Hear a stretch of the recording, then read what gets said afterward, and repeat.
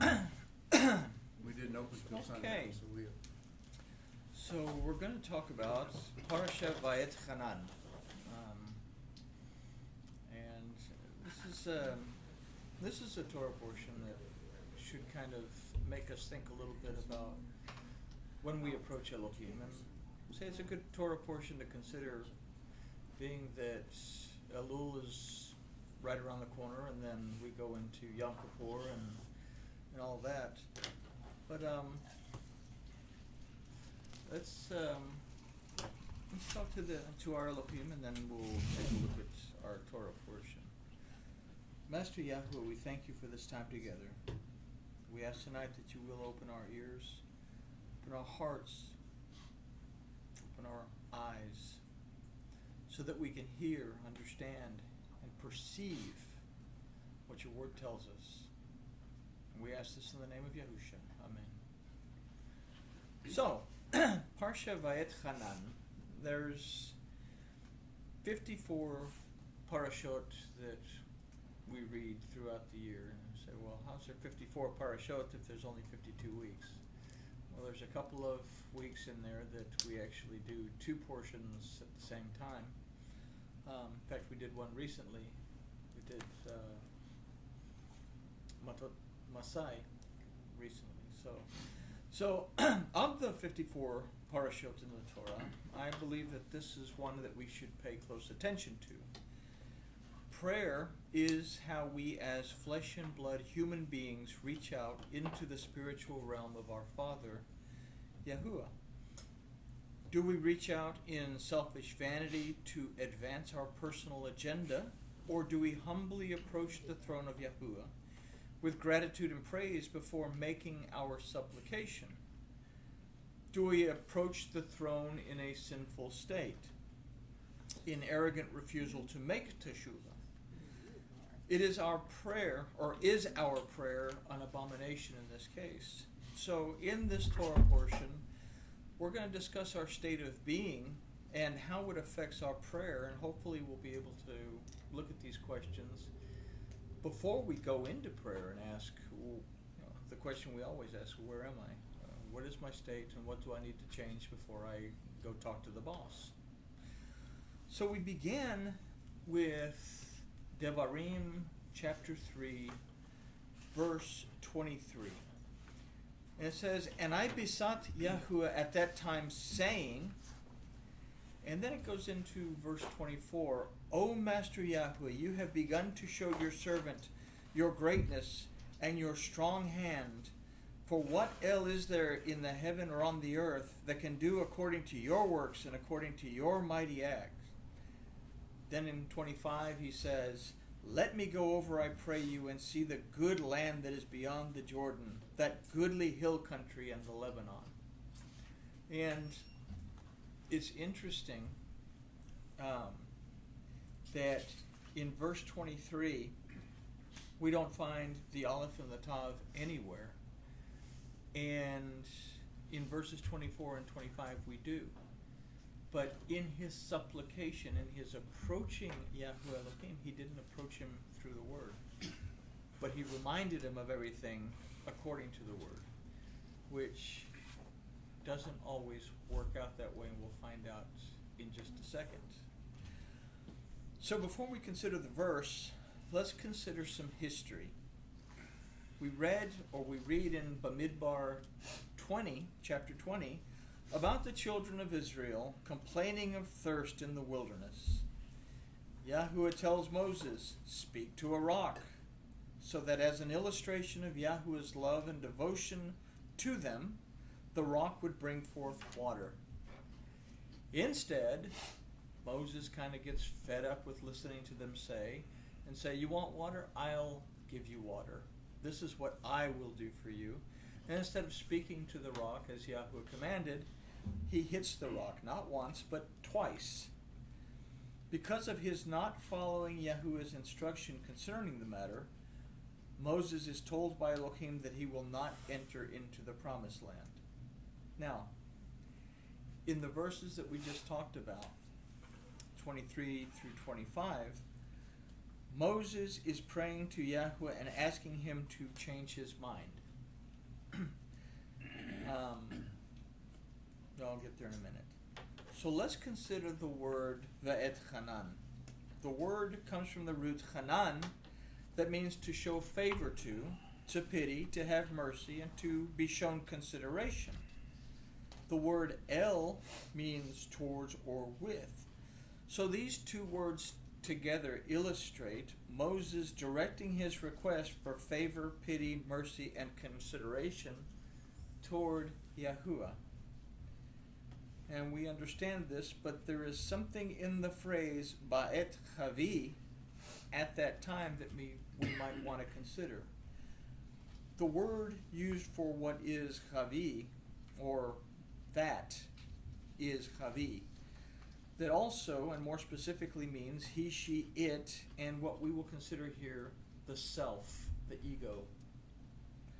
The word used for time is Vayet, that comes from the root Adah, that means to advance or to adorn oneself. And the word for saying is le'emor, le'emor, that means to speak, but it means specifically to speak from your heart. You're saying what is on your heart. And if the other words mean to advance one's own agenda or to adorn oneself, and the other word is a representation of ego, what are we seeing developing in this particular prayer? It's not something that we want to approach our Elohim with. In verse 24, Moses is appearing, or in verse 24, Moses appears to be praising Yahweh's greatness. But it is really just an attempt to appease Yahuwah. Moses goes right back into a vain supplication in verse 25 in his comment, "Let me go over, I pray you, and see." We see Moses as a great leader. And we think, oh, Moses did this and Moses did that. But Moses, like the rest of us, has his, I probably shouldn't say this, but I will, has his Jimmy Swaggart moments and his, who was that other guy? James, whatever. Robert Tilton moments where, he has these moments. Moses goes right back into a vain supplication. Let me go over, I pray you. And we see Moses as a great leader who received the Torah directly from Yahuwah. He was the one who spoke with Yahuwah presence to presence. It says face to face, but literally it's panei panei, that presence to presence. Yahuwah Elohim loved Moses. What we don't realize is that nowhere in Scripture from Bamidbar 20 to this point has Moses made teshuvah for striking the rock. His prayer here is not one of teshuvah. It is a prayer made in arrogant rebellion. And when we started this in the beginning, I said that his initial supplication there in verse 23, there's no mention of the Aleph and the Tav. And the two other words, he's using the word to try to convince Elohim through his word. Oh yes, we should always speak the word and stand on the word. But if we've gone contrary to the instruction of Yahuwah Elohim and we haven't made teshuvah, then all of that's going to be for nothing. Okay? So, let's see, from Bamidbar 20 to this point, Moses hasn't made teshuvah for striking the rock. His prayer here is not one of teshuvah. It's a prayer made in arrogant rebellion. Moses is directing his request for favor, pity, mercy, and consideration towards or with Yahuwah in order to advance his self, his ego, and he is speaking from his heart that we consider what Yahuwah Elohim's opinion of the heart of humankind is. He says it's evil from its youth. Every imagination of the heart is wicked. So, something to consider there. Where are we when we come to Elohim? Have we got all our ducks in a row before we talk to our Elohim? Is Yahuwah Elohim a puppet to be manipulated at our whim, or is Yahuwah our mighty judge who has the authority to redeem, deliver, and restore us.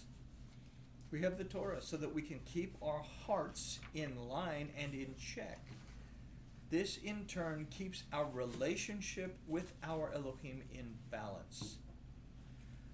Moses, like all of us, violated the instruction of his Elohim by striking the rock instead of speaking to it as he had been commanded. It wasn't a suggestion by Yahweh. Oh, by the way, if you feel like it, just talk to the rock. You don't have to hit it this time. No, he said, speak to the rock, period.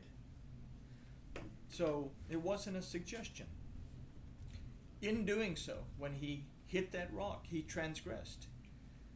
Had he realized it and asked for forgiveness of Yahweh, the children of Israel, and the children of Israel, it's not just asking forgiveness of Yahuwah. He has deprived the children of Israel of receiving a blessing from Yahweh Elohim.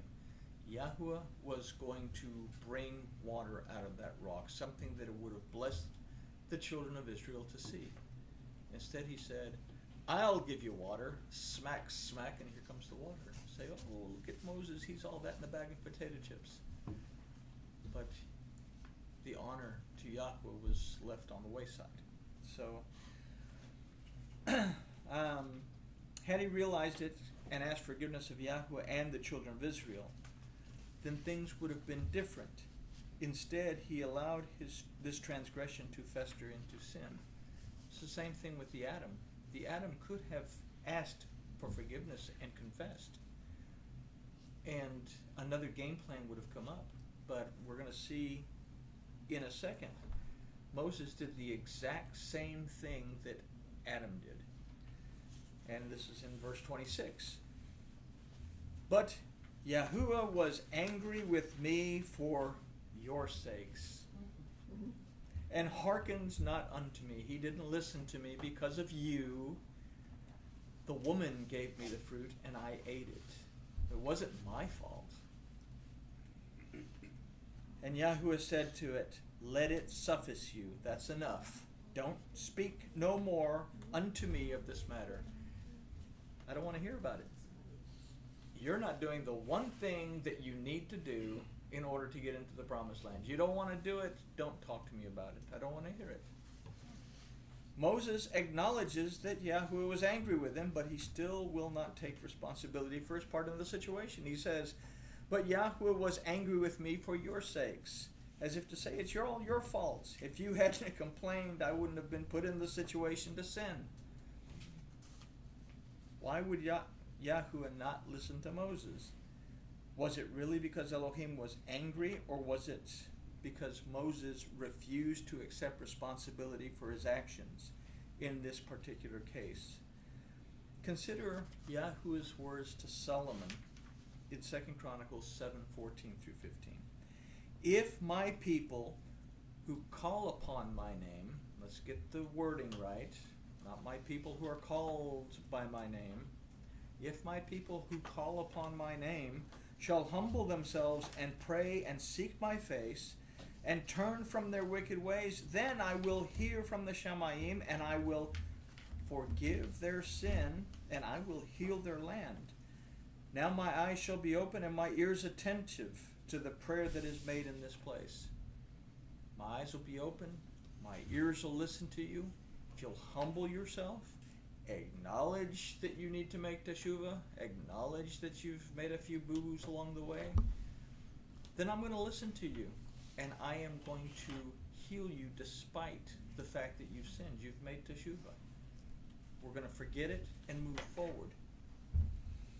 Now consider the opposite in the words of Solomon at Proverbs 28:9.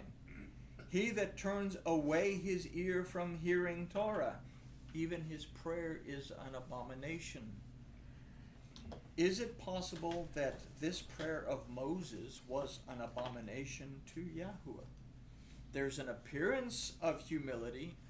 Oh, you're so great, and all the wonderful stuff that you've done. I praise you. And, now that I've buttered you up, can you let me cross over the Jordan? Because I'd really like to go see it. I heard there's a nice little coffee shop there, nice little outdoor tables. I want to go hang out. And so, he that turns away his ear from hearing the Torah. Did Moses turn his ear away from hearing the Torah? Yahuwah said, speak to the rock.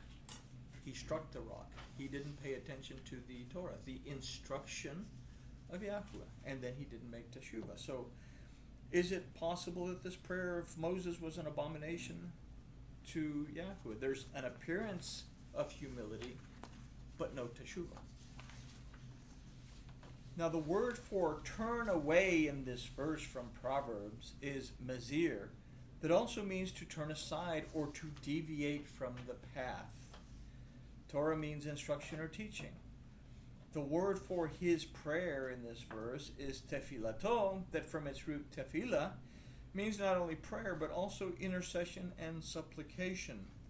So now it's interfering with a whole lot more than simply asking Yahuwah for our daily bread, because now if we're in a state of sin and we ask Yahuwah to provide somebody else's daily bread, then not even going to listen to that. So the root of tefillah is palal, that means to intervene, to judge, to pray, to intercede. The word for abomination is to'evah, that means a disgusting thing, an unclean thing, and a wicked or lawless thing. Considering this, we can see that straying from the instruction of Yahuwah is not a good thing, and is something that our Elohim considers unclean and lawless. In Moses' case, taking the credit for Yahuwah for what Yahuwah did and then acting contrary to his instructions was bad enough. Not taking the responsibility for it and then making teshuvah is even worse. Because of this, Yahuwah tells him, let it suffice you. Speak no more unto me of this matter. So what we've considered here is a prayer that is made selfishly. Prayer that's made with baggage that needs to be dropped off. Prayer that's made when we have skeletons in our closet. We need to empty them out. We may come clean before our Elohim. This lesson teaches us that we need to know where we are before we enter into the presence of Yahuwah, our Elohim, in prayer. And this perhaps is the darker side of this lesson. Let's consider another prayer, one that Yahusha gave us in Matthew 6, 9 through 13. Now, I think everybody was here when we discussed the lesson on the Shema. And we recite the Shema. And then we recite the commandments after that. And we make an attempt to understand those prior to going into our main prayer. And so keep that in mind as we take a look at this. But Matthew 6, verse 9 starts, Yahusha's talking to the people, his Talmudim. Says, after this manner you are to pray. Our Father which is in the Shamayim, dedicated is your name. It's a little different than our King Jimmy that says, our Father who art in heaven, hallowed is your name. Your name is so holy. It's so kadosh. But kadosh means dedicated, set apart. And we're going to see how important this idea of his name being dedicated to us in a minute. Let's first consider the phrase, our Father which is in the Shamayim. We are first to understand that the very source of our being is beyond what we can perceive. The root of the word Shamayim is Shema. That means to perceive, to discern, understand, and obey. So we are to perceive, discern, understand, and obey that our Father in the Shamayim is in the Shamayim, and be aware of his presence in our life. It is in this initial phrase that we are to search ourselves to see if we have issues that require teshuvah before we enter into the full-blown prayer. This prayer is beautifully crafted. Saying start by acknowledging Yahuwah Elohim and then search yourselves by reciting the Shema to find out where you are. Then you can start to make teshuvah if you need to. Yeshua is saying, check yourself before coming to the Father. In the phrase, dedicated is your name, we must consider that if his name means everything at every time, then Yahuwah, our Elohim and Heavenly Father, is dedicated to us in everything at every time if we are willing to perceive him, understand his word, and obey it. We start with the Shema. We acknowledge that he is greater than we are, and we understand that if we build this type of relationship, then in every aspect of our life, at every time in our life, he is dedicated to our well-being. We've just opened the door for us to be able to go in and talk to the Father. It's a beautifully crafted prayer. We could consider that Yahuwah was not dedicated to hearing, much less allowing Moses' petition to enter into the promised land, because Moses was in sin over the incident in the wilderness at Zin at Kadesh. It's interesting that it was in the wilderness of Zin, that means thorns, at Kadesh, that means separation. We are to be able to work the ground, but it's going to bear thorns for us. We have to be able to pull the fruit out of the thorns, but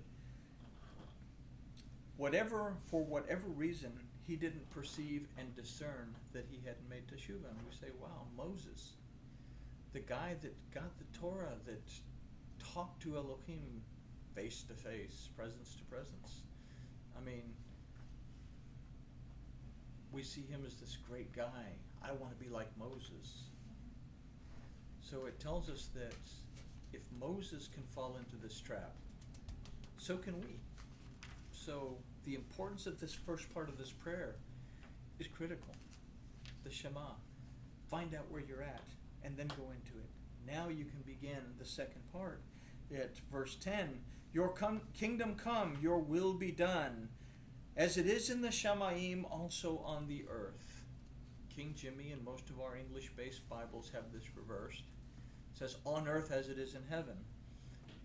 Nowhere, there's only one time in the Torah that earth comes before heaven, and that is right before the Adam is created.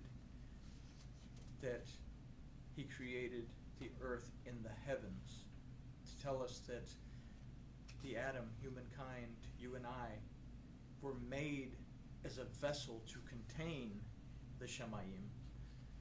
But as it is in the Shamayim, so it is on earth.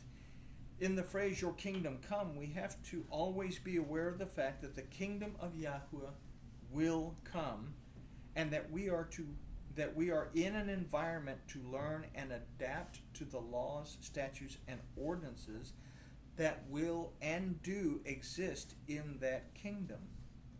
Yahusha said that the kingdom was now. It's one of the meanings for repent, for the kingdom of heaven is at hand. When you say at hand, he's saying it's here. So, if we say that we are redeemed, then we are living in the kingdom of Yahuwah. We must ask, what is the Father's will in the Shamayim? The overwhelming answer should be obedience to his word, his Torah, his instructions that contain the laws, statutes, and ordinances of the kingdom. These are to be kept and obeyed also on the earth. So just as it is in the Shamayim, just as it is in the realm of Elohim, where the Torah came from, then we have to apply that to our existence here in our realm as well. Yahusha said that until the Shamayim and the earth pass away, not the Yod or the Kotz of a Yod, in other words, not the smallest letter or the smallest mark, will pass from the Torah. We have to keep this in mind, that neither the Shamayim or the earth are going to pass away. They will be restored, which means the Torah is a permanent fixture in our lives if we are to do the will of the Father in the Shamayim. Then we can ask. We've done the Shema. We've looked at ourselves. If there's any skeletons in the closet, we've rattled them. We've made teshuvah. We've acknowledged the Father. We've acknowledged His instruction. Now we can go in and say, give us this day our daily bread. It's more than just bread. We are to acknowledge that all of our provisions come from the hand of Yahuwah. I need a new tire. This is bread. If I'm out of mouthwash, this is bread. It's provision that Yahuwah provides. The money is bread so that we can purchase those things that we need. Everything that we have is our daily bread. It all comes from the source that brings those blessings into our lives. Verse 12. And forgive us our transgressions as we forgive those who transgress against us. So why wouldn't this be in the very beginning? Because forgiveness requires a place of its own. Forgiveness is the hardest thing for us to do. When we say we cannot forgive, we have to take a step back and ask, am I being like Moses, who refused to make teshuvah for striking the rock when he was only supposed to speak to it? Forgiveness is about allowing Yahuwah to flow through you, not about your power to do anything. This isn't only about forgiving others who transgress against us. It's about us forgiving ourselves as well. This is the hardest thing for us to do because we love to beat ourselves up. How can we expect forgiveness from our Elohim if we can't forgive others? And the point of this is that we are a mirror of Him and we must act as that reflection. Our beginning prayer, the Shema, was to find out where we are, to make teshuvah, to get those bones out of the closet. Here, we need to see if there's someone in our lives that need forgiveness and be able to forgive them. Just as the Father has forgiven us, forgive ourselves as well. Am I beating myself up for something? Here's another chance to re-examine where I'm at. And then realize that I am made in the image of Elohim and that I have to act that way. So it's a very, very beautiful, beautiful thing. And then verse 13, and lead us away from temptation, but deliver us from the evil one. For yours is the kingdom and the power and the honor forever. Amen. For yours is the kingdom, the power, and the honor forever is found in the Aramaic text. It's found in the Hebrew text. It's found in the Textus Receptus. But you have a modern translation, the New or the NIV, that doesn't have this because it's based on another Greek text. I forget the name. Something Rand. Just went right out of my head. So, but that's a very important phrase to have there. Now, the worst translation of this verse says, and lead us not into temptation, because Yahweh is that wrathful God of the Old Testament, and He is going to take us and He's going to lead us right into temptation and take us right straight to the pits of hell. Yahweh has given us His Torah, His instruction, so that we can stay and live accordingly on the right path. A path that He has cleared for us. We are delivered from the evil one if we will stay in tune with Yahuwah's instruction, the Torah. The Torah will not redeem us. There is no redemption in the Torah. In this case, we are redeemed only by the good favor of the Father. Nothing we do can bring us redemption. This is something that we need to clarify. But the Torah will not redeem us.